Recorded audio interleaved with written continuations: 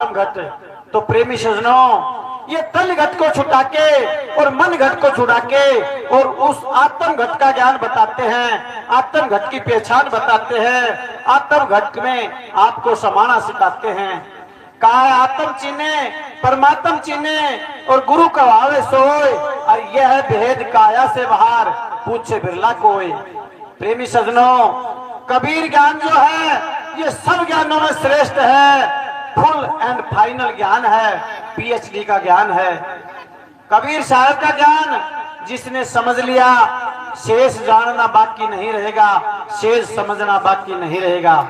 तो आज हम उस साहिब कबीर की महिमा को, साहिब कबीर के ज्ञान को भली भांति बहुत सरलता से समझेंगे। वैसे तो उन्होंने कहा है, अरे लाखों में कोई समझ न पैया, कोटि मध्य जानेंगे, और कहत कबीर सुनो भाई साधो, हमें बिरले हंस पहचानेंगे। हम सभी किसी न किसी गुरु के रास्ते होकर के आज सतगुरु के पास पहुंचे थे। पूर्व जो हमें गुरु मिले थे वो गुरु जरूर थे, परंतु वो गुरु भक्ति के लिए थे, वो गुरु देही गुरु थे।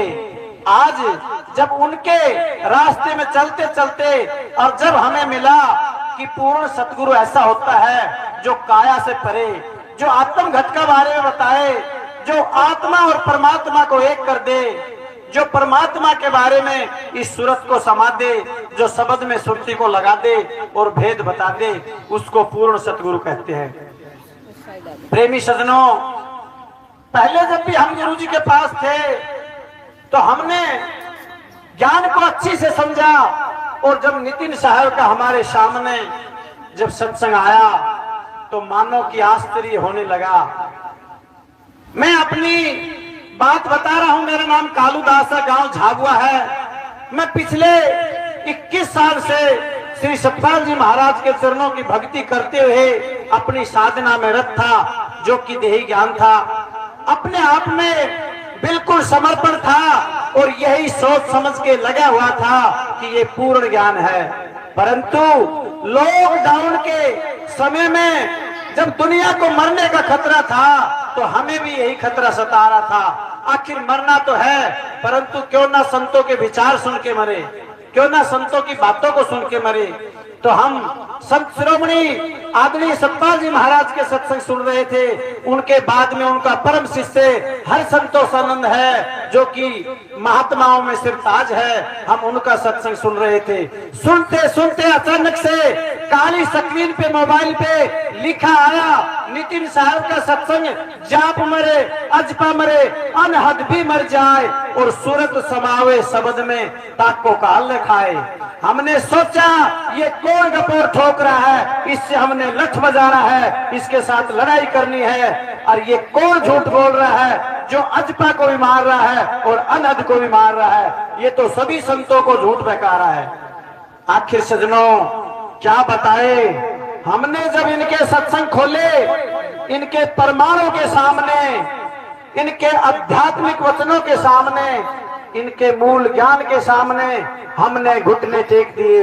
हमने अपने दंडवत प्रणाम करके इनका मूल ज्ञान समझा, क्योंकि इनका ज्ञान प्रमाण के साथ था, इनका ज्ञान पूरे पुख्ता प्रूफ के साथ था। इन्होंने जो वाणियां खोली हैं वो कोड सहित पूरी पुख्ता खोल रखी है। इन्होंने ऐसी ऐसी कबीर साहब की वाणियों को खोला है जो आज तक लगातार हम सिर्फ और सिर्फ सुनते आ रहे थे, परंतु उनकी ABCD भी नहीं जानते थे। इन्होंने हमें बताया, अब तेरा साई तुझ में जाग सके तो जाग, अब तू कौन है, ना तू देही है और ना तू इंद्री है, और तू है क्या, तेरा साई तुझ में है, शरीर में नहीं। क्योंकि इन्होंने कहा कि ये तन विस्की बेलरी, ये तन तो विस्की बेलरी है, जब इसमें विस्की बेलरी है तो अमृत कहां से आएगा, गुरु अमृत की खान। इन्होंने बताया अब जिस गुरु की महिमा शास्त्रों में गाई गई है वो अमृत की खान, यानी कि वो गुरु मरने वाला नहीं है। जो गुरु मर जाए वो गुरु नहीं है, वो एक आम इंसान, एक जीव है, परंतु गुरु अमृत की खान, जो शास्त्रों में गुरु की महिमा चढ़ा बढ़ा के गाई है, जो गोविंद से भी बड़ा बताया है, प्रेमी सज्जनों, सतगुरु नितिन साहब ने खोल के बताया है कि वो आत्म देव है, वो सब देवों का देव आत्म देव है। उसकी महिमा शास्त्रों में वर्णित है गुरु के रूप में। कहा है गुरु नाम है ज्ञान का, और शिष्य सीख ले सोए, और ज्ञान मर्यादा जाने बिना गुरु शिष्य ना होए। इन्होंने ज्ञान की परिभाषा बड़े ही खुले शब्दों में समझाई है। कबीर साहब के जो शब्दों को पकड़ लेगा, जो भावों को पकड़ लेगा, और जो अनमोल वाणियों को नितिन साहब के द्वारा खोली हुईयों को पकड़ लेगा, तो मानो इसी मनुष्य शरीर में कल्याण हो जाएगा, मोक्ष हो जाएगा। तो नितिन साहब के सामने बोलना सूर्य को दीपक दिखाने के बराबर होगा। तो मैं बहुत ही रूपरेखा बनाने के लिए आपके समक्ष कालूदास को आप सुन रहे थे। अब हमारे बीच में पूर्ण सबद भेदी, सबद पारखी सतगुरु नितिन साहब अपने विचार रखेंगे। आप एक एक बात को ध्यान में रखते हुए अपनी सूरत को सारे जहां से हटा के इनके विचारों में लगाए, ताकि आपके सारा महकमा, सारी बातें, सारा ज्ञान समझ में आए और अपना इसी जीवन में कल्याण करे। बस सतगुरु नितिन साहेब की, बल बंदी छोड़ कबीर साहेब की, बल परमपिता परमात्मा की। साहिब बंद की सतनाम। तो आज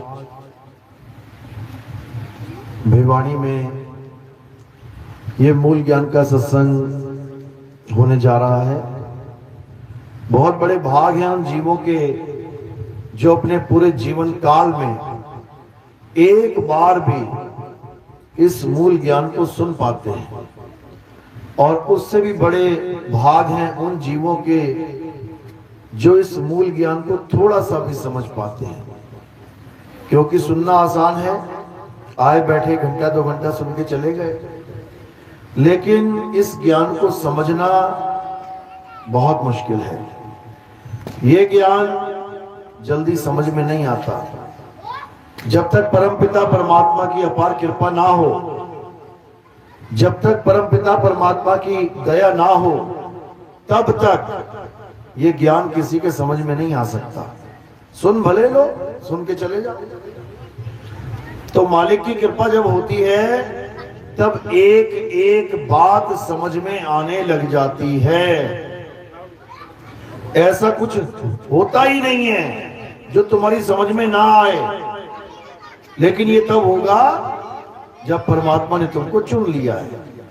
हजारों लाखों लोगों में, करोड़ों लोगों में अगर तुम्हें चुन लिया मालिक ने, तो तुम्हें इस ज्ञान के अलावा और कोई ज्ञान भाव ही नहीं सकता। ये ऐसा ज्ञान है, नाम महारस मीठा संतो, नाम महारस मीठा। तुम्हें चाय दूध मीठी करके पिला दी जाए, पी रहे हो, आनंद आ रहा है।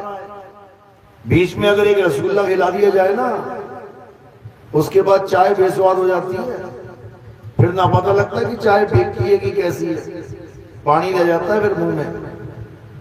ये तब होता है जब वो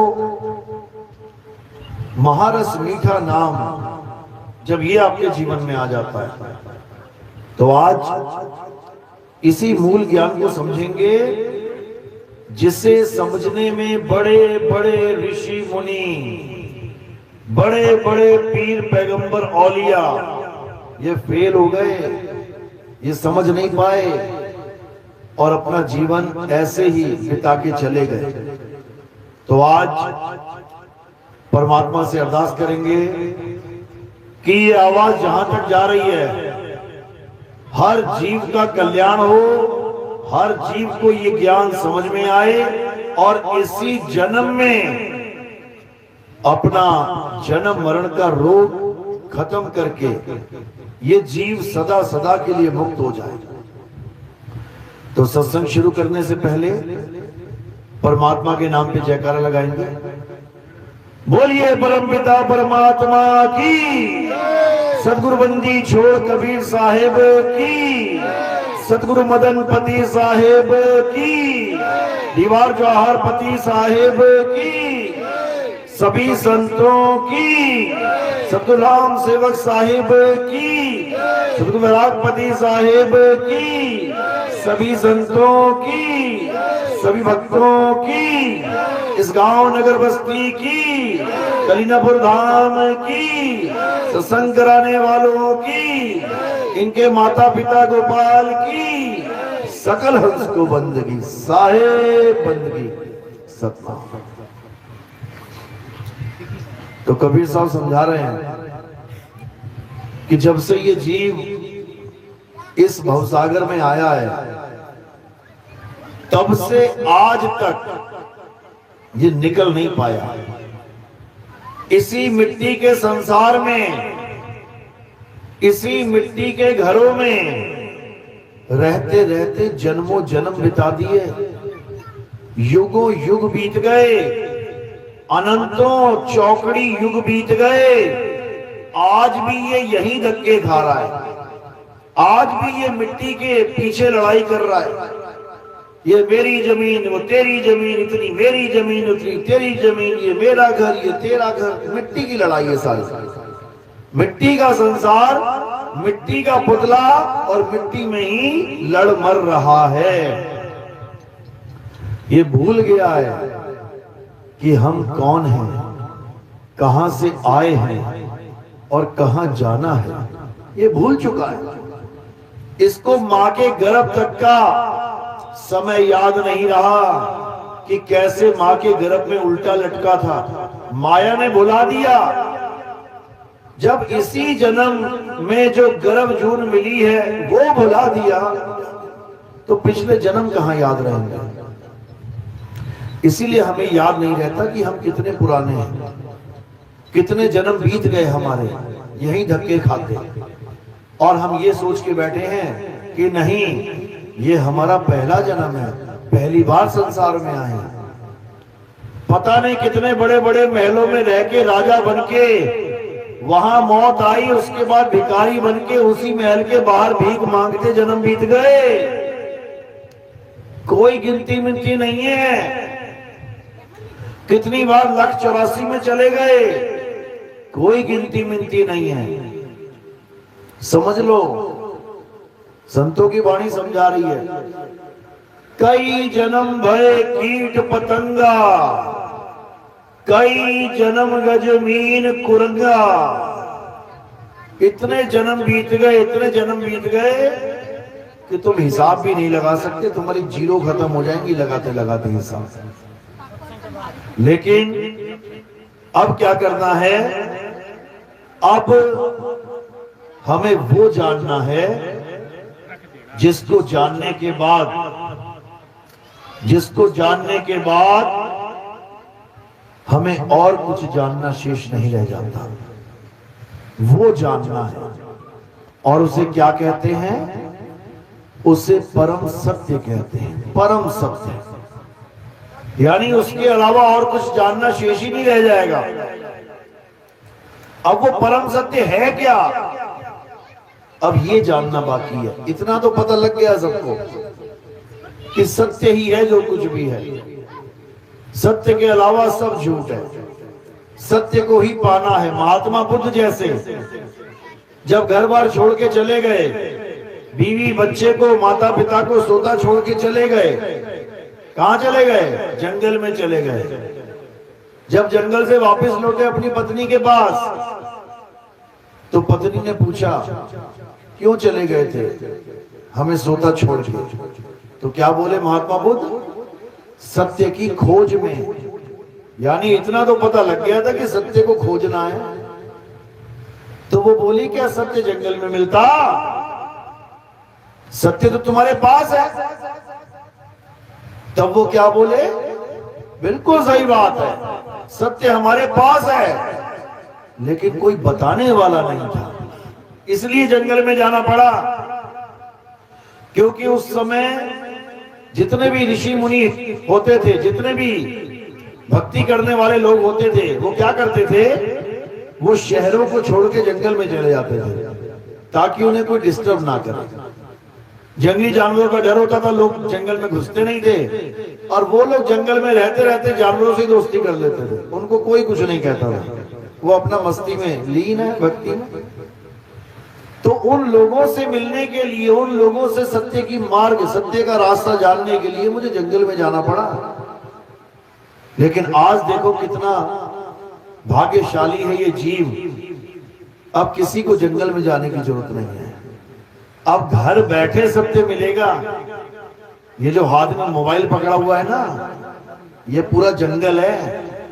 इस जंगल में एक बार तुम घुस गए तो पता नहीं क्या क्या है इसके अंदर, और जो तुम्हें चाहिए वो सामने पेश कर दिया जाएगा।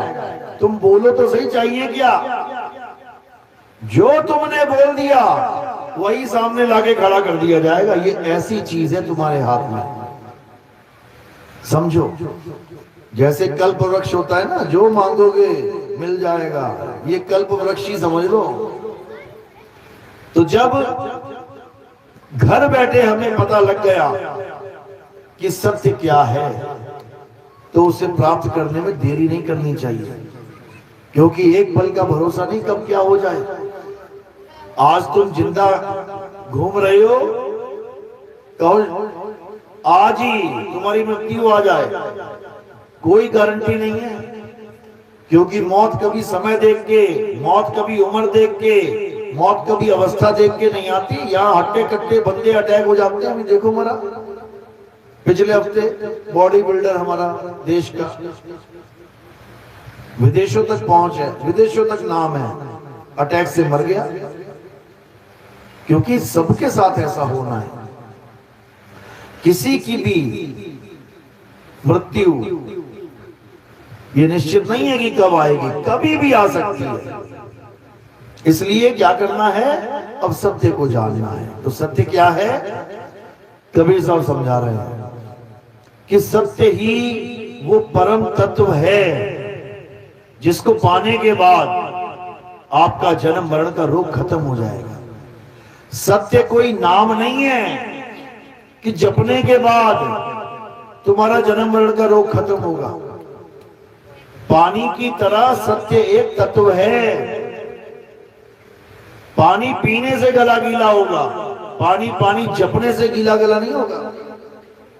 लेकिन यहां पर लोग सत्य नाम को समझ नहीं पा रहे हैं। सत्य नाम एक वस्तु है, सौदा कर भाई, वो नाम नहीं है। कोई ओम सोहम को सतनाम बना के बैठा है, कोई अकेला सोहम सोहम को सतनाम बना के बैठा है, कोई सतनाम ही जपने में लग गया। ये सब माया जाल है, सब 52 अक्षरों का खेल है। असली सतनाम क्या है, असली सतनाम तुम्हारा स्वरूप है। असली सतनाम तुम्हारा सत्य स्वरूप है। सत्य नाम कोई नाम नहीं, ये है आपन रूप। और जो जाने इस भेद को पावे आप स्वरूप। तुम्हारे पास दो स्वरूप है, एक काया स्वरूप जिसे तुम अपना स्वरूप मान बैठे हो, और एक आत्म स्वरूप जिसका भेद तुम्हें पता नहीं है। काया स्वरूप को तो तुम देख ही रहे हो, जो नाशवान है, एक दिन खत्म हो जाएगा। और आत्म स्वरूप को तुम देख नहीं पा रहे हो, वो अविनाशी है, अजन्मा है, नित्य है। तो गुरु क्या करता है, गुरु सार सार तो ग्रहण करवा देता है और असार को छुड़वा देता है। सतगुरु ऐसा चाहिए जैसा सूप सुहाए, सार सार तो गही रहे, थोथा दे उड़ाए। सार सार तो ग्रहण करवा देगा। सार क्या है, सत्य नाम है सार। बूझो संत विवेक करी, उतरो भवजल पार। सतगुरु का उपदेश यही, सत्य नाम है सार। यानी सत्य नाम क्या है, तुम्हारा सत्य स्वरूप है, उसको जानो। तो जब तक सतनाम को नहीं जान पाए, तब तक असत्य के साथ ही जुड़े रहोगे। सतनाम कोई मंत्र जंतर नहीं है भाई, सतनाम तुम्हारा अखंड सत्य स्वरूप है। जिसे हम शब्द स्वरूप भी कह देते हैं। शब्द स्वरूप हमारा, आपका और परमात्मा का शब्द स्वरूप एक ही है। कबीर साहब समझा रहे हैं जीवों को, शब्द हमारा तू शब्द का, सुन मत जा सरक, और जो चाहे निज रूप को तो शब्द ही ले परख। कहते हैं अगर अपने स्वरूप को जानना चाहता है तो शब्द की परख कर। वो शब्द मत पकड़ लेना जो 52 अक्षरों के द्वारा बनाए जाते हैं, जिसको इंसान बनाता है। हिंदी के नाम, पंजाबी के नाम, उर्दू के नाम, फारसी के नाम, अरबी के नाम, Dutch, French, Spanish, Portuguese, Chinese, Japanese, Taiwan, जितने मर्जी बना लो, ये सब इंसानों ने बनाए हैं। और ये सब अक्षर बना के उसी के तमाम नाम बना दिए, लाखों करोड़ों नाम बना दिए। लेकिन कबीर साहब इन नामों की महिमा नहीं गाते कि राम नाम की लूट है, लूट सके तो लूट, अंत काल पछताएगा, प्राण जाएंगे छूट। इस दोहे को पकड़ के लोग कहते देखो कबीर साहब राम जी के भगत थे, राम राम जपते थे। अभी उन नादानों को नहीं पता कि कबीर साहब कभी राम राम नहीं जपते थे। कबीर साहब राम का भेद बताते थे। एक राम दशरथ का बेटा, एक राम घट में बैठा, एक राम का सगल पसारा, एक राम तीनों से न्यारा। वो भेद बता रहे हैं राम का। और उनका एक राम नहीं है, 4 राम है यहाँ पे। एक राम दशरथ का बेटा जो त्रेता युग में आए थे, राजा दशरथ के यहाँ पुत्र बनकर, वो त्रेता में आए थे। तो सतयुग में कौन सा राम था? क्योंकि उनका नाम भी भगवान के नाम पे रखा गया था। दशरथ जी राम राम राम का जाप करते थे, इसलिए बेटे का नाम राम ही रख दिया, ताकि बेटे को भी बुलाऊंगा तो भगवान का नाम निकलेगा मुंह से। हमारे बड़े बुजुर्ग भी अपने बच्चों का नाम भगवानों के नाम पे रखते थे। नारायण दास, राम अवतार, लक्ष्मण, ऐसे नाम रखते थे कि बेटे को भी बुलाएंगे, चलो भगवान का नाम निकल गया मुंह से। लेकिन बेटा ही नालायक निकल जाए फिर मुश्किल हो जाता था उसको डांटना। तो एक राम दशरथ का बेटा यानी काया राम, जिसको देख के हम पहचानते हैं कि ये दशरथ के बेटे हैं, ये उसके बेटे हैं, ये उसका बेटा है, ये उसका बेटा है। एक राम दशरथ का बेटा, एक राम घट में बैठा। ये कौन है? ये जीवात्मा, जीव राम है। ये घट में विराजमान है।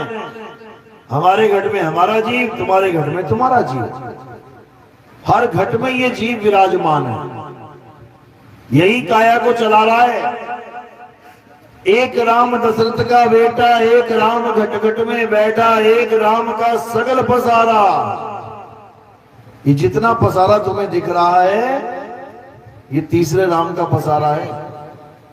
तुम्हारे बीवी, तुम्हारे बच्चे, तुम्हारे पोते पड़पोते, किसने डाला ये पसारा? मन राम ने। अच्छा खासा अकेला है तो दुनिया में, अकेला से दुकेला हो गया, दुकेला से चुकेला हो गया, चुकेला से अटकेला भी हो गया कहीं। तो ये सब मन का पसारा है। बोल रहा है अकेले आएंगे, अकेले जाएंगे, लेकिन साथ में पूरी फौज बनाएंगे। ये कह रहा है, मन के सहारे चल रहा है, जैसा मन कह रहा है करता चला जा रहा है। तो ये तीसरा राम कौन है? ये मन राम है।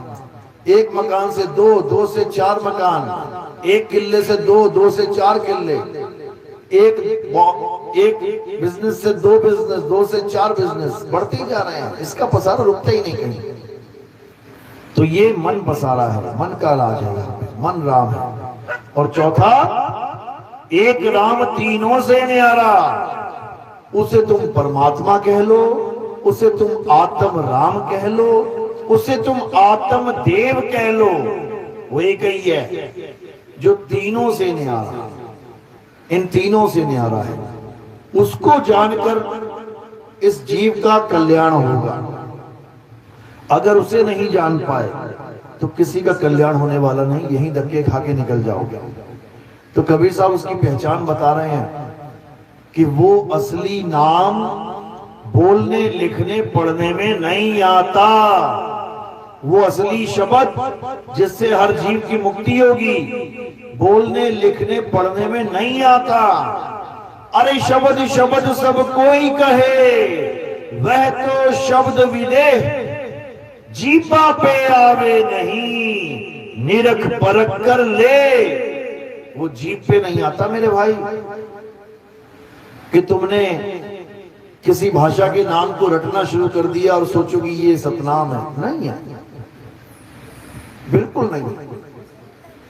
तो सतनाम क्या है? सतनाम तुम्हारा आत्म स्वरूप है, शुद्ध चैतन्य स्वरूप है, जिसकी महिमा सब संतों ने गाई है। और नकली ये काया स्वरूप, इसका खंडन किया है। अरे देही को सतगुरु कहे, ये है धूधर ज्ञान। और चार दाग आवे नहीं, वाह को सतगुरु जान। कर दिया ना खंडन। और ये जितने भी देही गुरु वाले बैठे हैं ये सोच रहे हैं कि हमारे पास पूरा ज्ञान है। धूंधर ज्ञान है ये, नकली ज्ञान। क्यों? क्योंकि देही एक दिन नाश हो जाएगी। देही अमृत नहीं, विष का कुंड है। नहीं समझ में आ रहा अभी इन लोग को। अरे ये तन विष की बेलरी, गुरु अमृत की खान। गुरु अमृत की खान है, ये विष की बेलरी नहीं है कि 9 द्वार ना हो झरझर गिर रहे हैं, बह रहे हैं। ये विष की खान है।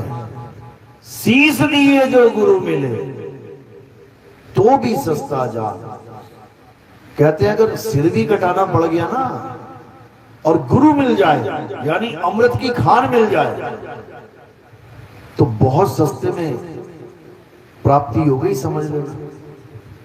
क्योंकि यहां पर जन्मों जन्मों सिर कटेंगे, जन्मों जन्मों। अगर गुरु नहीं मिला तो बार बार मरना पड़ेगा, अगर गुरु नहीं मिला तो। और अगर एक बार सिर कटा के गुरु मिल जाए, कहते बहुत सस्ते में तुझे वो वस्तु मिल गई, तो उसको जानना है। वो अमृत क्या है?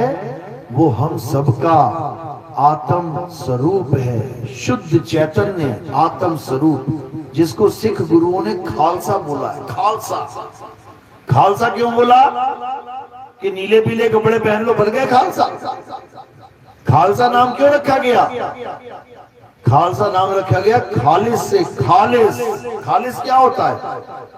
शुद्ध, जिसमें कोई अशुद्धि ना हो। राज करेगा खालसा, आकी रहे ना कोई। वो तो समझा के चले गए। कहते केवल खालसा राज करेगा, लेकिन राज कहां करेगा? पंजाब में राज करेगा। पंजाब में तो पहले भी राज कर रहे थे खालसा। पंजाब में तो कई राजा आए, फिर राज पलट गया, खालसे का राज पलट गया। अरे खालसा एक बार अगर बैठ जाए ना गद्दी पे, अटल राज मिलता उसको, अटल राज। उसको कोई गद्दी से उतार नहीं सकता, माई का लाल। समझो, वो ये गद्दियां नहीं है सीएम पीएम की गद्दियां, राजा महाराजों की गद्दियां। ये तो बची किसी की नहीं है। यहां सबको गिरा दिया गया गद्दियों से, राजनीति करके, कूटनीति करके। ये किस गद्दी की बात चल रही है? ये किस सिंहासन की बात चल रही है? वो सिंहासन कहीं और लगा है भाई। कबीर साहब कहते हैं, अब तो जाए चढ़े सिंहासन, मिले है सारंग पानी। राम कबीरा एक भय है, कोई ना सके पहचानी। यानी अब परमात्मा में और हम में कोई भेद नहीं रह जाएगा। जब हम खालिस हो जाएंगे, वो खुद ही उठा लेगा अपने आप। खालिस खालिस में जाके मिल जाएगा। और वो खालिस्तान की स्थापना हो जाएगी। वो पहुंच गया अपने देश। सचखंड को ही खालिस्तान कहा जाता है, सतलोक को ही खालिस्तान कहा जाता है, जहां सत्य ही सत्य है, वहां असत्य नहीं है। समझो, अमर लोक को खालिस्तान कहा जाता है, अनामी लोक को खालिस्तान कहा जाता है। लेकिन यहां दूसरा ही खालिस्तान चल रहा है काम, लड़ते रहो मरते रहो। तो यही कबीर साहब समझा रहे हैं कि जब तक सार सार को ग्रहण कराने वाला गुरु नहीं मिल गया, तब तक असार में ही जीवन व्यर्थ हो जाएगा तुम्हारा। असार को त्यागना है। असार है क्या, थोथा है क्या, पहले ये जानना पड़ेगा। एक ही शब्द सुन लेना कबीर साहब का, जिसमें सारे थोते इकट्ठे करके बोतली बांध दी उन्होंने।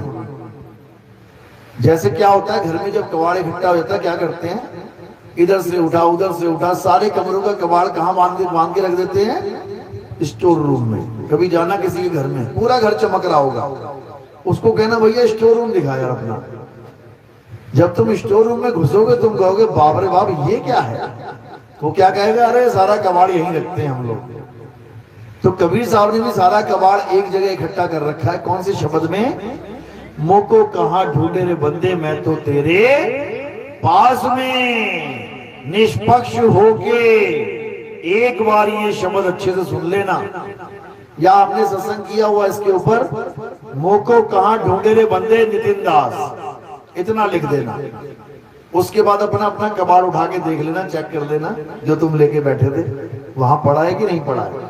वही मिलेगा, सारी दुनिया का कबाड़ वही मिलेगा जो हमें भक्ति के नाम पे पकड़ा दिया गया था, वही मिलेगा। चेक कर लेना जाके, तुम्हारा वाला भी वही कोने में पड़ा होगा कहीं, जिसको तुम सतनाम मान के बैठे हुए थे।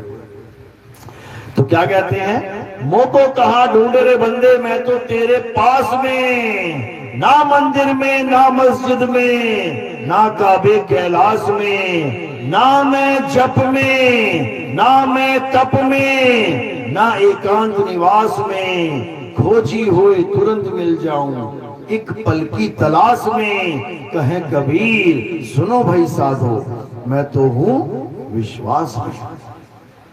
कहते नहीं प्राण में, नहीं पिंड में, ना ब्रह्मांड आकाश में, ना मैं त्रिकुटी भंवर गुफा में, नहीं श्वासों की श्वास में। खोजी हुए तुरंत मिल जाऊं, एक पल की तलाश में। कहे कबीर सुनो भाई साधो, मैं तो हूं विश्वास में। जब ये पूरा भजन आप सुनोगे, इसमें हर उस चीज का जिक्र किया गया है जिसमें ये जीव उलझा है। इसमें पूरी लाइनें की लाइनें लिख डाली सारी, कहां कहां मैं नहीं मिलूंगा,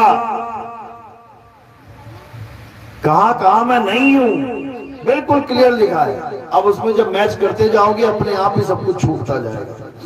क्योंकि जहां पर वो है नहीं, वहां ढूंढ के मिलेगा क्या, मिलेगा क्या वहां पर। 100 मकान है, 100 में से केवल एक मकान में सोने की अशरफियां रखी हैं, 99 में नहीं मिलेंगी। और 99 में ढूंढोगे तो समय बर्बाद, जन्म बर्बाद हो जाएगा। तो क्या कर दिया, 99 पे कांटा मार दिया। जीवों के लिए कांटे मार रखे इसमें। ना मैं जप में, जप पे कांटा मार दिया, मत कर, बच जाएगा। ना मैं तप में, मत कर, मरेगा। ना व्रत उपवास में, मत कर, फंस जाएगा। ना मैं त्रिकुटी भंवर गुफा में, मत जा त्रिकुटी में। ये सारे बाबा लोग त्रिकुटी में लेके जा रहे हैं, मरेगा। हर जगह सावधान किया। क्यों, चेतावनी भजन है ये, चेतावनी। जैसे तार होती हैं 40,000 50,000 वोल्ट की तार के आगे क्या लगा होता है, चेतावनी लगी होती है। वो चेतावनी हिंदी में, अंग्रेजी में और सांकेतिक ज्ञान यानी चित्र में भी होती है। उसमें लिखा होता है 40,000 वोल्ट, सावधान। उसमें लिखा होता है स्टॉप। उसमें एक हड्डी भी बनी होती है, हड्डी बनी होती है, 2 हड्डियां ऐसी होती क्रॉस, क्या संकेत दे रहा है वो?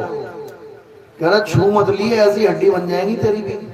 अच्छी खासी खाल लेके बैठा है, सारी खाल उड़ा देंगे तेरी, हड्डी हड्डी बचेंगी फिर। वो तुम्हारा ही भविष्य दिखाया जा रहा है, वो हड्डी बना के देख ले, ऐसा ठीक है कि ऐसा ठीक है, चुन ले। और कांटा मार रखा है वहां पे तुम्हें समझाने के लिए कि पंगा मत ले लियो भाई। इसी प्रकार ये भजन जो है, इसमें हर जगह ना ना ना ना ना कर रखा है।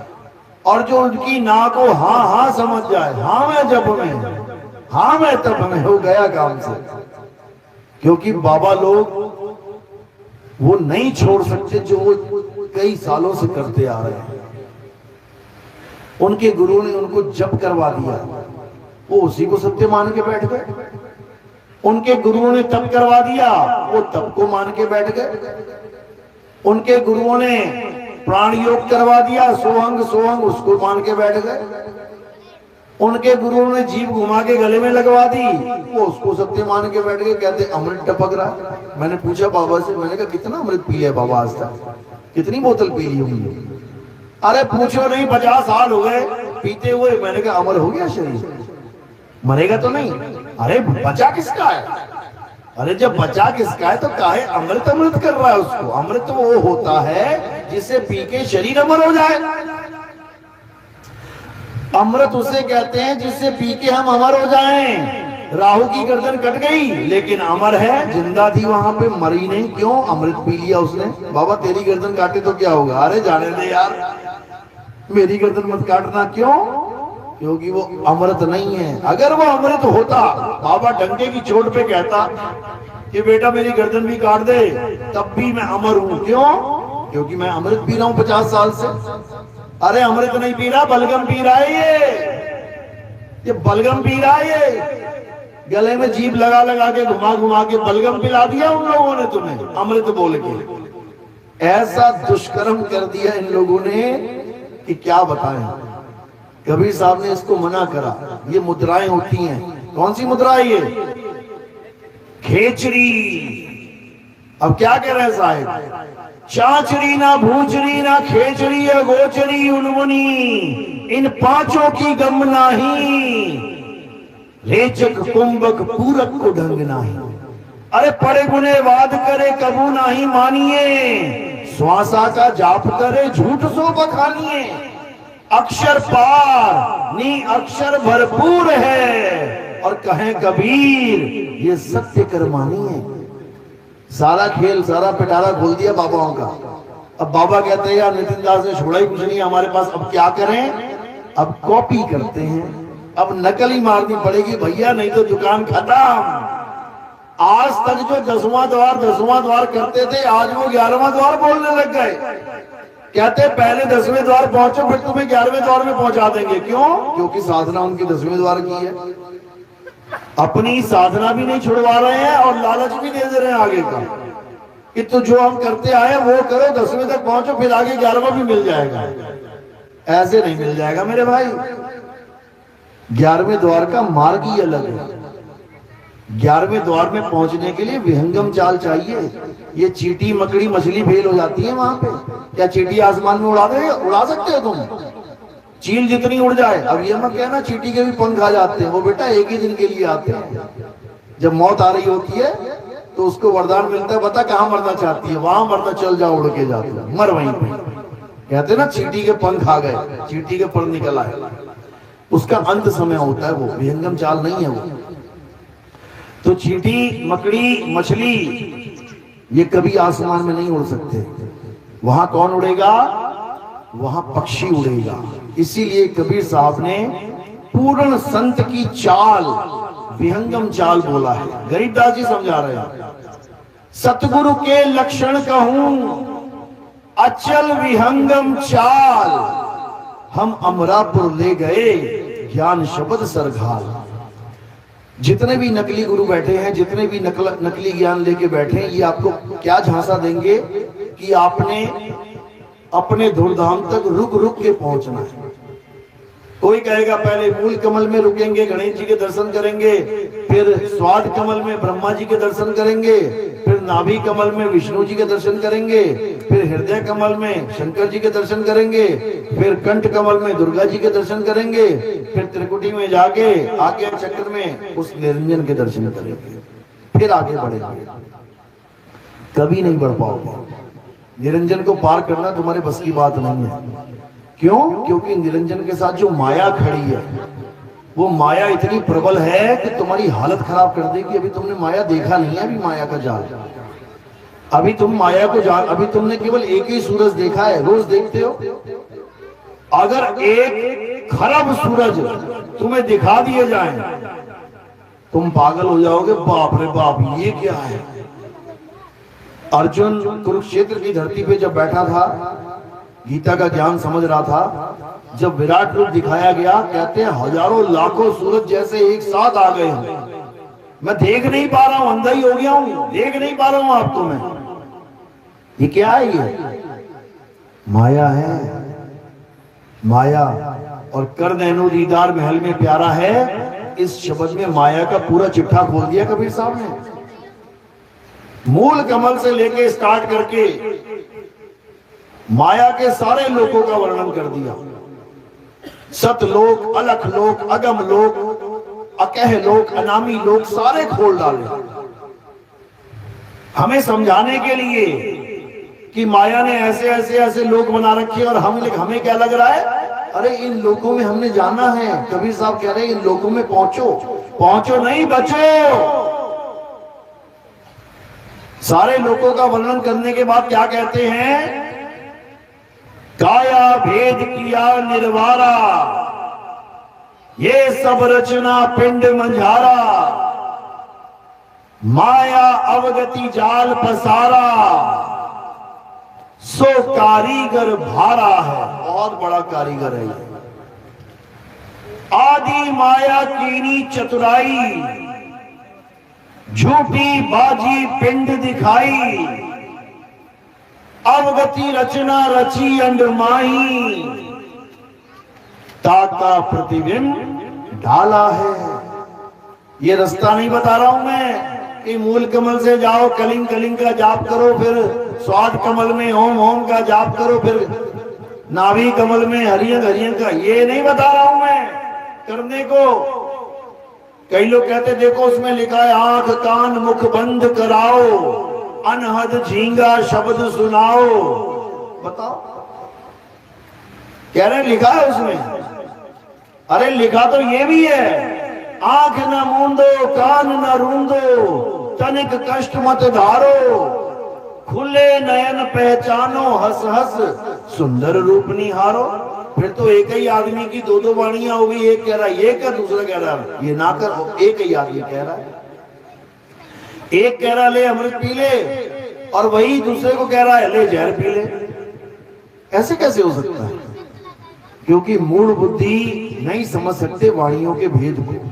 वाणियों का मतलब ये नहीं होता कि केवल करने को ही बोला जा रहा। वाणियां चेतावनी वाणी भी होती हैं, जिसमें रोकने का संकेत ऐसे दिया जाता है जैसे कर ले। भाव उसके ये है कि रुक जा, लेकिन शब्द उसके कह रहे हैं कर ले। जैसे कोई माँ अपने बच्चे को रोक रही है, बाहर मत जाना बेटा, बाहर मत जाना, कुत्ता है काट लेगा। नहीं माना, चला गया। अब कटवा के वापस आया माँ के पास, माँ मुझे कुत्ते ने काट लिया। माँ क्या कह रही है, जा और जा और जा, जा और जा। अब जो शब्द कह रहे हैं वो कह रहे जा और जा।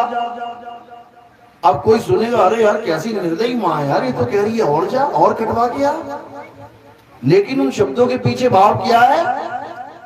कहा था ना मत जा, अभी भी टिक जा, अब मत चले जाना, नहीं तो फिर काटेगा।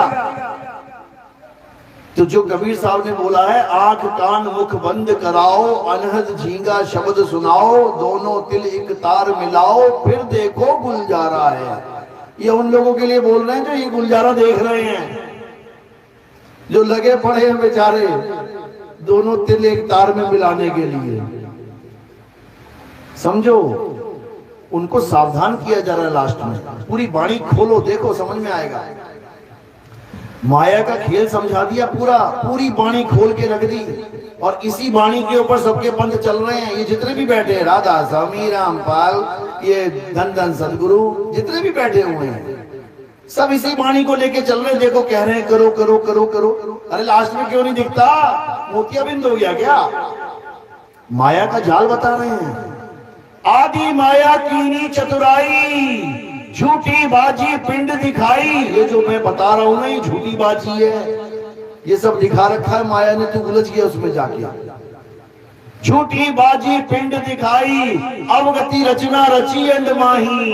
ताका प्रतिबिंब डाला है, प्रतिबिंब। जैसे सूरज इधर है, तुम्हारा मुंह इधर है, सूरज तुम्हारे पीठ के पीछे है, लेकिन मैं अभी शीशा लेके आऊं और उसका प्रतिबिंब तुम्हारी आंखों में मारूं तो तुम्हें क्या लगेगा? अरे इधर सूरज है, सूरज इधर है, और जबकि है किधर? पीछे। ये माया का खेल है, ऐसे भरमाती है माया। जाना था पीछे और तुम आगे बढ़ते चले जाओगे। अरे पूरब इधर है, पूरब में सूरज उगता है, ये देखो उग रहा है, पीछे उग रहा है। तो माया को कैसे लांघेंगे? पूर्ण सतगुरु की चाल के द्वारा। पूर्ण सतगुरु की चाल क्या है? विहंगम चाल। आगे कहते हैं साहब, शब्द विहंगम चाल हमारी, कहे कबीर सतगुरु दई तारी। खुले कपाट शब्द झनकारी, पिंड अंड के पार सो देश हमारा है। ये नहीं है हमारा देश, ये काल भगवान का देश है, मिट्टी का बना रखा उसने। और वो मायावी देश, सतलोक, अलखलोक, अगमलोक, अकहलोक, अनामी लोक, वो भी अपने देश नहीं है, वो भी माया ने बना रखे हैं। तो अपना देश कहां है? अपना देश हमारे पास है। मोको कहा ढूंढ रे बंदे, मैं तो तेरे पास में। बस तुम्हें ऐसा गुरु मिल जाए जो उस देश का तुम्हें रास्ता बता दे। तुम कहां से आए हो, तुमने जाना कहां है, बस इतना बता दे, तुम्हारा काम बन जाएगा। तो क्या कहते हैं? अरे आए हो तुम कहां से, जाना तुम्हें कहां है, इतना बस विचार लो, हो गया भजन। क्या राम राम राम जप रहा है? हिंदू है तो राम राम जप रहा है, मुसलमान है तो अल्लाह अल्लाह अल्लाह जप रहा है, सिख भाई है तो वाहेगुरु वाहेगुरु वाहेगुरु वाहेगुरु जप रहा है, ईसाई है तो हालेलुया हालेलुया कर रहे हैं। अरे सब 52 अक्षर है भाई, ये सब इंसानों ने बनाए हैं। आ आ ई ऊ ऊ का खा गा, इसी से बने ये सारे अक्षर। ये स्वर और व्यंजन हैं, तत्व नहीं है। तत्व कुछ और है, उस तत्व को प्राप्त करना है, उसके नाम नहीं जपने। जब मीठा खाने का मन करता हो तो क्या बोलते हो? मीठा मीठा जपने लग जाते हो, चलो मुंह मीठा हो जाएगा। चीनी चीनी खांड खांड ये बोलोगे क्या? ये तत्व के पास जाओगे, डब्बे में से निकाल के मीठा खाओगे, दोनों में जमीन आसमान का अंतर है। लेकिन लोगों को समझ में नहीं आता, इसलिए स्वर व्यंजन के जाल में फंस जाते हैं। कबीर साहब वाणी में समझा रहे हैं, अरे स्वर व्यंजन का मेल नहीं है, 52 का ये खेल नहीं है। ये 52 का खेल नहीं है जो तुम खेल रहे हो। बर्बादी की तरफ जा रहे हो, एक एक मिनट एक एक सेकंड तुम्हारा बर्बाद हो रहा है। तो अब क्या करना है? अब 52 के जाल को तोड़ देना है। 52 के जंजाल में फंस गया ये संसार, और सिमरन 52 का करे कैसे लागे पार।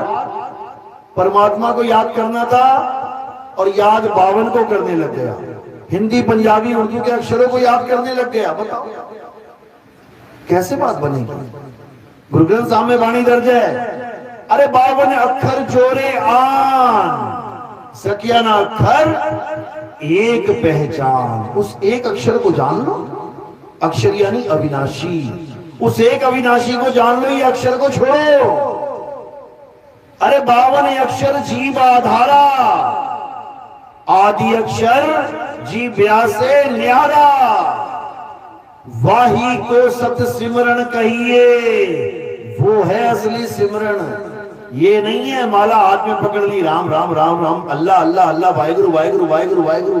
ये क्या है? ये जाप है, ये जाप है, सिमरन नहीं है। सिमरन का मतलब होता है स्मरण करना, याद करना। परमात्मा को याद करो, नाम मत जपो।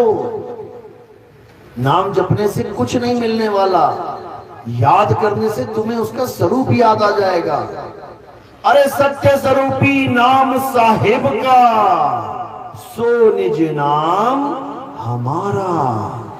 हमारा और परमात्मा का एक ही स्वरूप है, लेकिन हम भूले बैठे हैं। उसको याद है। अब हमने क्या करना? हमने भी याद करना है, जाप नहीं करना। ना मैं जप में, ना मैं तप में, यही समझा रहे हैं, लेकिन कहां समझ में आ रहा है? लड़ते हैं, झगड़ते हैं। लोग समझने को तैयार नहीं है। उनको लगता है जाप छोड़ दिया तो भगवान ही छोड़ दिया। जैसे मूर्ति पूजा करने वाले को लगता है कि अगर मूर्ति की पूजा छुड़वा दी मेरी तो इसने तो भगवान ही छुड़वा दिया। अरे मूर्ति भगवान है क्या? मूर्ति भगवान है। 100 रुपए में मिल जाती है, भगवान 100 रुपए मिलता है क्या? इतना भी नहीं समझ में आ रहा है। मूर्ति को भगवान मान लिया, पत्थर को भगवान मान लिया, पानी को भगवान मान लिया, आग को भगवान मान लिया, मंत्रों को भगवान मान लिया, सब कुछ भगवान मान लिया। बस अपनी आत्मा को भगवान नहीं मान पाए। जिस आत्मा की वजह से शरीर चल रहा है, जिस आत्मा की वजह से शरीर बोल रहा है, जिस आत्मा की वजह से शरीर खा रहा है, पी रहा है, हर काम कर रहा है, जयकारे लगा रहा है, जय श्री राम, अल्लाहू अकबर, सत श्री अकाल, हालेलुया। जिस आत्मा की वजह से ये सब बोल रहा है, उस आत्मा को ही नहीं जानता। कैसे बात बनेगा? कभी नहीं। इसलिए क्या करना है? जब लगना चीनोगे आत्म, तब लगना मिली है परमात्म। आत्म चीने परमात्म चीने, संत कहावे सोए, यह भेद काया से न्यारा, बूझे बिरला को। यह भेद काया से न्यारा है, माया से न्यारा है। यानी वहां शरीर की पहुंच नहीं है। शरीर जहां खत्म हो जाते हैं, वहां से सत्य उजागर होता है। यानी शरीरों की दौड़ जहां खत्म हो जाती है, वहां से आत्मा का ज्ञान शुरू होता है। लेकिन लोग शरीर को छोड़ने को तैयार ही नहीं है। मर जाएंगे, सड़ जाएंगे, गल जाएंगे, लेकिन शरीर से मोह भंग नहीं कर सकते। क्यों? क्योंकि खुद को भी शरीर मान बैठे हैं, अपने गुरु जी को भी शरीर मान लिया, अपने भगवान को शरीर मान लिया। अरे शरीर नाशवान है मेरे भाई, शरीर असत्य है। शरीर पैदा होता है, नाश होता है। इसको छोड़ो, उसको जानो जो पैदा नहीं होता, जो कभी नाश नहीं होता। अजन्मा बोला है, अजन्मा। ये अर्जुन, ये आत्मा अजन्मा है, नित्य है, शाश्वत है, पुरातन है। ये आत्मा ही सत्य सनातन है। सनातनी बनो, सनातनी। आत्म देव को जानो, तभी सनातनी बनोगे। ठीक है, गांव में मंदिर होते हैं, मस्जिद होती है, गुरुद्वारे होते हैं, चर्च होते हैं, अच्छी बात है, जाओ। नहीं जाओगे तो बनाए क्यों हैं? जाने के लिए बनाए, जाओ। स्कूल क्यों बनाए हैं? जाने के लिए बनाए हैं, पढ़ाई करने के लिए बनाए हैं, जाओ पढ़ो। लेकिन कब तक? कब तक? एक स्कूल है गांव में 10वीं तक, तो कब तक बच्चा अच्छा लगता है वहां जाता? 15 साल, 16 साल, चलो 2-3 साल फेल हो गया, 20 साल, चलो 2-4-5 साल और फेल हो गया, 30 साल। अरे 90 साल का बाबा भी वहीं जा रहा है, 100 साल का बाबा भी वहीं जा रहा है। बाबा कहाँ जा रहे हो? पढ़ने जा रहा हूँ बेटा। अरे पढ़ने जा रहा हूँ, कब तक पढ़ेगा भाई? इसी प्रकार ये मंदिर, मस्जिद, गुरुद्वारे हमारे स्कूल हैं, ये हमारे विद्यालय हैं। विद्यालय उसे कहते हैं जहां पुस्तकें होती हैं। मंदिर में कौन सी पुस्तक मिलती है? वेद पुराण गीता भागवत मंदिर में मिलती है, पढ़ाई करने जा रहे हैं, पढ़ाई। लेकिन बच्चों को दिल बहलाने के लिए थोड़े खिलौने भी रखे जाते हैं, क्रच में जाते हैं जब आंगनवाड़ी में, ताकि पढ़ाई नहीं भी समझ में आए, कम से कम खेलता तो रहे, टाइम पास हो जाए। यहाँ पे पता लगे घर चला गया रोते रोते तो मेरी जान को कलेश। जितना टाइम निश्चित है उतने टाइम में कुछ ना कुछ करवाना है बच्चों को। तो किताबें भी हैं और खेल की सामग्री भी है। इसी प्रकार मंदिरों में भी किताबें भी हैं और पूजा पाठ के लिए भगवान भी बना दिए गए। ले इसकी पूजा कर ले, ले इसकी पूजा कर ले, ले इसकी पूजा कर ले, लगे हुए हैं। तो मंदिर में पढ़ाई करो कब तक? जब तक आत्मज्ञानी गुरु ना मिल जाए तब तक पढ़ते रहो, जाते रहो। मस्जिद में पढ़ाई करो कब तक? मस्जिद में कौन सी किताब है? आसमानी किताब, आसमान से आई थी छप के, आसमानी किताब है जिसको कुरान कहते हैं। मस्जिद में जाके हमें कुरान का ज्ञान मिलता है, बहुत अच्छी बात है, पढ़ो इसको। देखो जिंदगी कैसे जीनी है, क्या क्या करना है, क्या नहीं करना है, बता रखा है उसमें। अरब देश के हिसाब से, हमारे देश के हिसाब से नहीं। अरब देश में पानी कम था तो पानी कैसे यूज करना है ये भी बता रखा है। थोड़ा सा पानी लो हाथ में और ऐसे करके धोना है ऊपर को। क्यों? ये पानी नीचे गिर जाए और इसी से पूरा काम निकल जाए तुम्हारा। और हमारे देश में ऐसे धोते हैं, नीचे को गिरा देते हैं। क्यों? इतनी नदियां, क्या करेंगे यार, पानी पानी पानी हुआ पड़ा है। वहां थोड़े से पानी में कहो नीचे तक नहा ले, पूरी टांग एक ही बार में साफ हो जाए नीचे तक। देखो पानी पानी करते पानी पानी हो गया, कोई बात नहीं। तो कहने का मतलब ये कि कुरान में जो कुछ भी लिखा गया है वो अरब देश को सामने रख के लिखा गया है। कैसे रहना है, कैसे क्या करना है, तो सारा उसमें लिखा गया। अब चर्च में जाते हैं तो वहां क्या मिलता है? वहां बाइबल मिलती है। अब बाइबल में क्या बताया गया है?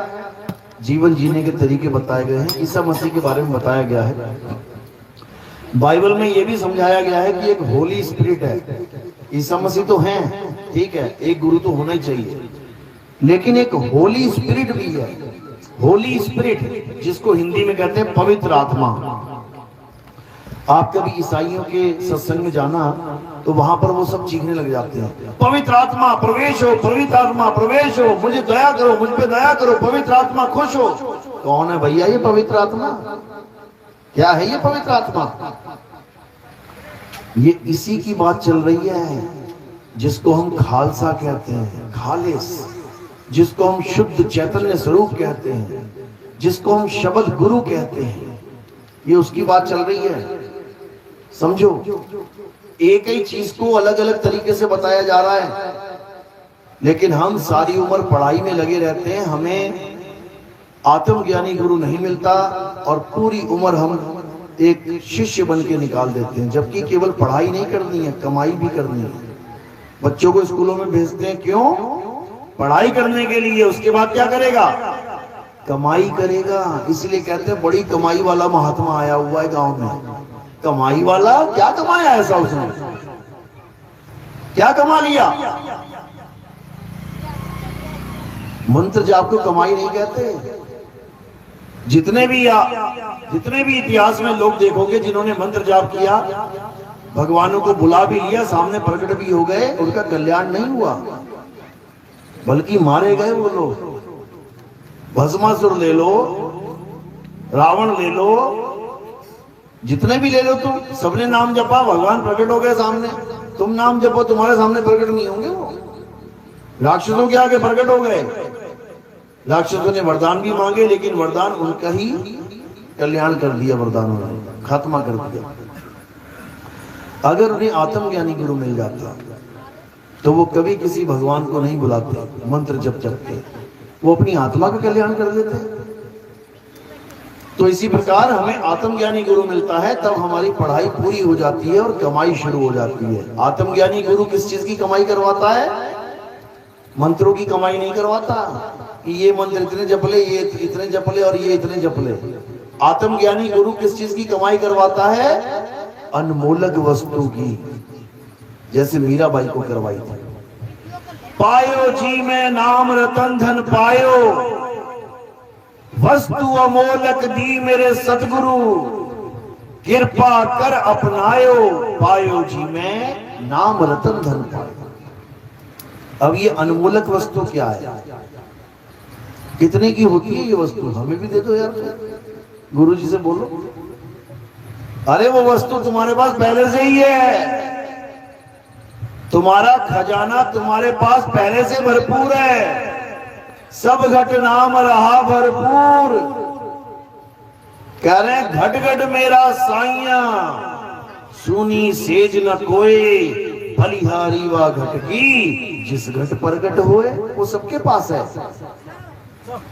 भीखा भूखा कोई नहीं, सबकी गठड़ी लाल, और गांठ खोल देखा नहीं, ताते भय कंगाल।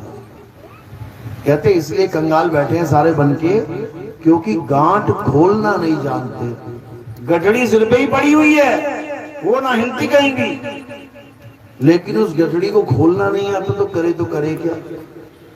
इसलिए बेचारा सिर पे गठड़ी लाद के भिखारी बना पड़ा है। वही गठड़ी मीराबाई की खोल के रख दी गुरुजी ने सामने,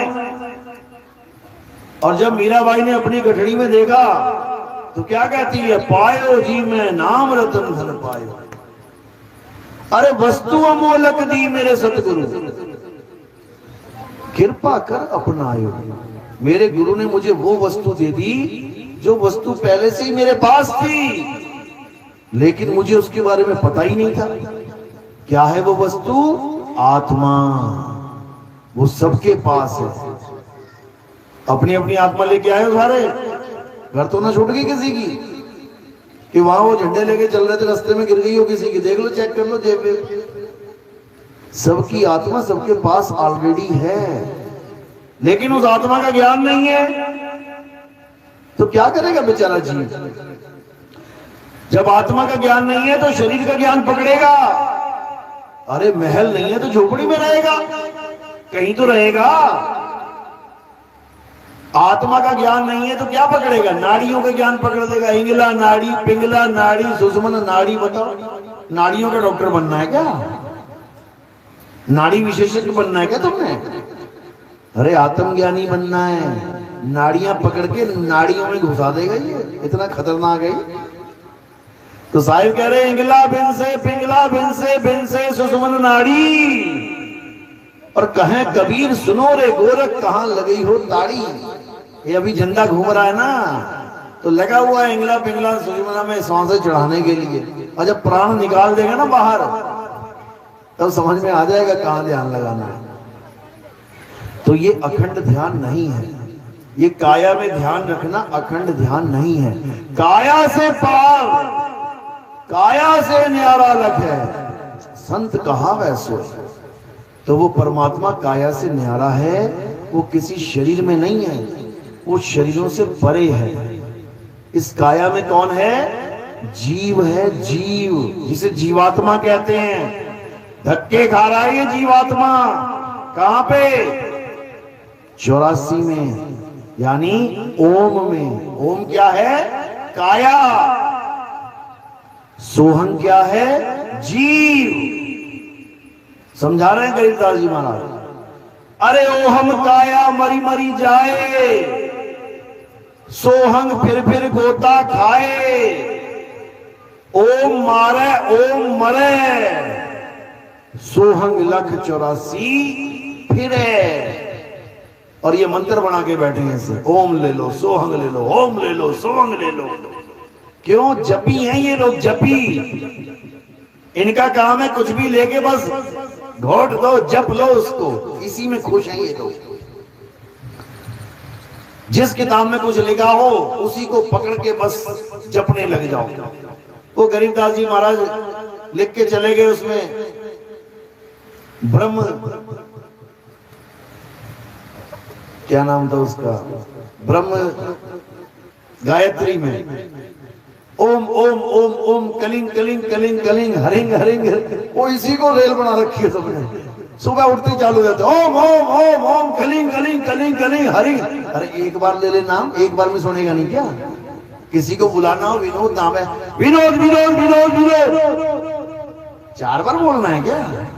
होता किसी का नाम हरि है, हरि हरि हरि हरि, भैया एक बार बोल लिया कर यार। मतलब जो लिखा है बस चाट जाओ उसको, ये ना सोचो कि क्या लिखा है, क्यों लिखा है। अरे वाणी में लिखा है ओम सोहम के बारे में, बिल्कुल खुला, लेकिन तुम्हें समझ में नहीं आएगा। पढ़ो जरा ज्ञान गुदरी कबीर साहब की, ओहम सोहम तत्व विचारा, बंक नाल में किया संभारा, मन को मार गगन चढ़ जाई, मान सरोवर बैठ नहाई। अब क्या बोल रहे हैं वो ये नहीं कह रहे इसको जपो ओम सोहम को, कह रहे हैं ओम सोहम तत्व विचारा, इन दोनों तत्वों पे विचार करो। क्या है ये? गीता में आता है 3 प्रकार के पुरुष हैं। एक शर पुरुष यानी काल भगवान, 21 ब्रह्मांड का मालिक। एक अक्षर पुरुष, ये कौन है? ये 7 संख ब्रह्मांड का मालिक। अच्छा जी। और तीसरा पुरुष उत्तम पुरुष, ये सबका मालिक। समझ ही नहीं पाए इसको, क्या कहना चाह रहे हैं कृष्ण जी। वो समझा रहे हैं कि एक शर पुरुष है। शर का मतलब होता है नाशवान। एक आदमी खड़ा कर दो यहाँ पे, कौन बोले, क्या बोलेंगे उसको? पुरुष बोलेंगे। लेकिन वो नाशवान है। अभी तलवार मारो गर्दन अलग हो जाएगी, अभी तलवार मारो हाथ अलग हो जाएगा, अभी तलवार मारो पैर अलग हो जाएगा। यानी मांस का पुतला है ये। शर पुरुष है तो पुरुष, लेकिन नाशवान पुरुष है। अब उसी नाशवान पुरुष के अंदर एक अविनाशी पुरुष रहता है, जिसको अक्षर पुरुष कहते हैं। अक्षर यानी अविनाशी। ईश्वर अंश जीव अविनाशी। शरीर में कौन रहता है? जीव रहता है। अविनाशी है लेकिन उत्तम नहीं है, पूजनीय नहीं है। क्यों? क्योंकि 84 में भटक रहा है। ओम काया मरी मरी जाए, सोहंग फिर गोता खाए। किसमें? 84 में गोता खा रहा है, इसलिए पूजनीय नहीं है। तो गीता में पूजनीय किसको बोला? ना तो ओम को बोला यानी काया को, ना ही सोहंग यानी जीव को बोला। उत्तम पुरुष तो अन्य है, जो सबका भरण पोषण कर रहा है। जीव को ताकत कौन दे रहा है? उत्तम पुरुष दे रहा है, आत्म देव दे रहा है। तो ये 3 प्रकार के पुरुष कौन है? ये ओम यानी काया, सोहंग यानी जीव, सत्य यानी परमपिता परमात्मा जो काया से परे है, जिसे सतनाम भी कहते हैं, सतनाम वाहिगुरु भी कहते हैं, अकाल पुरुष भी कहते हैं, सतपुरुष भी कहते हैं। तो इसी को समझाते हुए गरीबदास जी महाराज ओम और सोहम का खुलासा करते हैं कि ये ओम ये काया है, सोहम जीव है।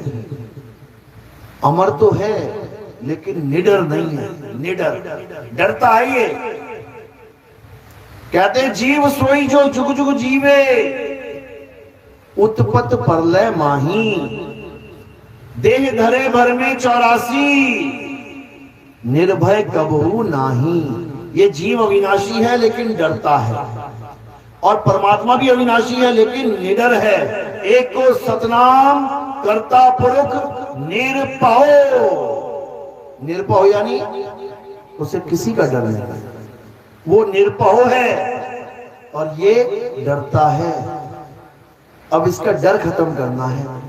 कहे कबीर निर्भय हो हंसा, तब पावे पद निर्वाणा। अरे ना कहीं आना ना कहीं जाना, आपे में आप समाना। ये डरता क्यों है? क्योंकि इसने अपने आप को शरीर मान लिया है। अब डरता है, अरे मर गया, अरे बचाओ, अरे मर गया। ये डर खत्म करना है। ये डर कैसे खत्म होगा? जब ये अपने सत्य स्वरूप को जान लेगा, तब इसको समझ में आएगा, ओ तेरे की ये हूं मैं, ये है मेरा रूप, ये है सत्य स्वरूप। अब वो आत्मा ही हो जाएगा। अब आत्मा हो जाएगा तो कब मरेगा? कितने साल बाद मर जाएगा? फिर ना मरता तो अभी भी नहीं, लेकिन डरता इसलिए मरता। कहते जो डर गया और मर गया, अब डरेगा नहीं तो मरेगा भी नहीं। इसलिए साहिब समझा रहे हैं, अमर करूं सतलोक पठाऊं, ताते बंदी छोड़ कहा हूं। मैं बंदी छोड़ हूं, अभी पहचान नहीं रहे हो तुम। कहते मैं ही बंदी छोड़ हूं, मैं ही छुड़ाता हूं सबको। बाकी गुरु ठीक है ज्ञान देते हैं, लेकिन मैं सत्य ज्ञान देता हूं, सत्य ज्ञान। तो कहते हैं और ज्ञान सब ज्ञानड़ी, कबीर ज्ञान सो ज्ञान, जैसे गोला तोप का करता चले मैदान। ये छुटपुट गोलियां नहीं चलती हमारे यहाँ। हमारे यहाँ परमाणु बम दागा जाता है, पूरा मैदान एक ही बार में साफ। ये छुटपुट काम नहीं है हमारे पास। तो साहिब कह रहे हैं कि जब तक ये गोला नहीं आया जो सबका खेल ना खत्म कर दे, तब तक समझ जाना कि अभी जंग खत्म होने वाली नहीं है। ये छुटपुट गोलियां तो चलती रहती है, सालों से चल रही है। वो देखो दो देश लड़ रहे हैं, आज 3 साल हो गए लड़ते लड़ते लड़ते। ये कोई लड़ाई है क्या? इसको लड़ाई कहते हैं। बच्चे भी जल्दी खत्म कर देते हैं, इससे खेल खत्म कर देते हैं बच्चे एक दूसरे का। ये खत्म ही ना कर पा रहे। ये नकली लड़ाइयां हैं भाई। असली लड़ाई क्या होती है? एक बम मारा, पूरा ध्वस्त, खत्म खेल। अब इसका मतलब ये नहीं बम फुड़वा दो उनके सिर पे। ये तुम्हें समझाया जा रहा है मारे, ये छुटपुट लड़ाइयां ये कभी खत्म नहीं होंगी, चलती रहेंगी। ये ज्ञान की लड़ाई है। ये अज्ञानी जीव आपस में मैं ज्ञानी मैं ज्ञानी मैं ज्ञानी, और सालों साल बर्बाद करके काल के मुंह में चले जाते हैं। और जब असली ज्ञान आता है तो सबका खेल खत्म हो जाता है। तो इसी को कबीर साहब कहते हैं। बहुत गुरु हैं जगत में, कोई ना लागे तीर। तीर यानी पार, गंगा के तीर, जमुना के तीर। अरे बहुत गुरु हैं जगत में, कोई ना लागे तीर, और सभी गुरु बही जाएंगे।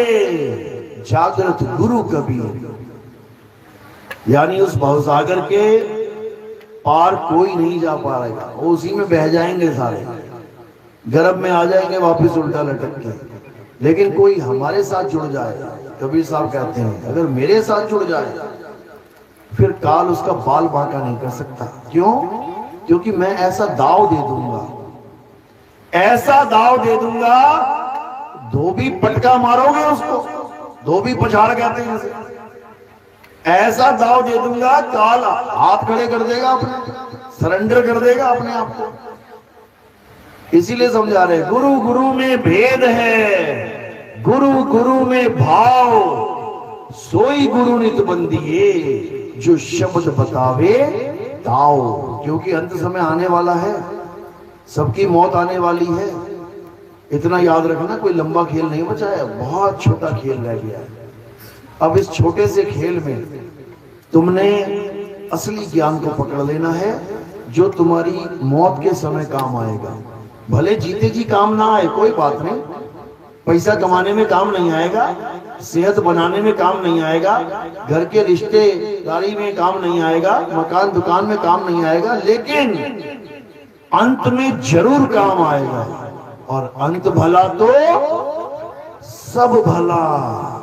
भले तुम गरीबी में जीवन निकाल देना, भले नमक के साथ रोटी खा लेना, वो पनीर के साथ रोटी खाने वाला गिड़गिड़ाएगा, रोएगा, चीखेगा, चिल्लाएगा, और तुम नमक के साथ रोटी खाने वाले सिंहासन पे बैठ के जाओगे, सिंहासन पे। समझा भी रहे साहिब वाणी में, आए हैं तो जाएंगे राजा रंग फकीर, एक सिंहासन चढ़ चले एक बंधे जंजीर। वो करोड़पति अरबपति जंजीरों में बंधा हुआ जाएगा, हालत खराब हो जाएगी उसकी। क्यों? मौत के समय कोई सहाय नहीं। मेरी बेटी, मेरा बेटा, मेरा दामाद, मेरी बहू, मेरा ये, मेरा वो, सब दूर से देख के तमाशा देख के चले जाएंगे। कौन देगा साथ तुम्हारा? केवल सतगुरु का नाम साथ देगा। और अगर नाम ने साथ दे दिया तो समझ लो फिर उसके आगे कोई टिक नहीं सकता। उसी नाम को सार शब्द कहते हैं। कहते हैं सार शब्द आए जय विधि हाथा, तेरी विधि काल नवाबे माथा। ये तीन लोग का जो मालिक है काल भगवान, ये तुम्हारे आगे माथा टेक देगा और तुम क्या करोगे? इसके सिर के ऊपर पैर रख के अपने दुर्धाम को चले जाओगे। कहते काल के माथे पांव दे, सतगुरु के उपदेश, साहिब वहां पकड़ के ले चले अपने देश। वो काल भगवान नीचे रह जाएगा और तुम काल के सिर पे अपना पैर धर के अपने असली निज घर पहुंच जाओगे। तो ये तब होगा जब तुम्हारे जीवन में भेदी गुरु आएगा, जो तुम्हें 2 अक्षरों का भेद बता देगा। सोई गुरु पूरा कहावे, जो 2 अक्षर का भेद बतावे। एक छुड़ावे एक लखावे, तब प्राणी निज घर को जावे।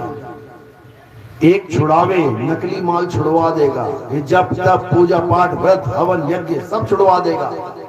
एक लखावे, तुम्हें तुम्हारा आत्म ज्ञान लखा देगा, आत्मा का खेल बता देगा। गीता अध्याय 3 17वां श्लोक यही समझा रहा है। हे अर्जुन, जो अपनी आत्मा में रमण करते हैं, जो अपनी आत्मा में तृप्त हैं, जो अपनी आत्मा में संतुष्ट हैं, उनके लिए कोई धार्मिक कर्म कर्तव्य लागू ही नहीं होता। उसके लिए सब खेल खत्म। बस एक निशाना अर्जुन की तरह मछली की आंख में, बस निशाना कोई मारे संत सुजान।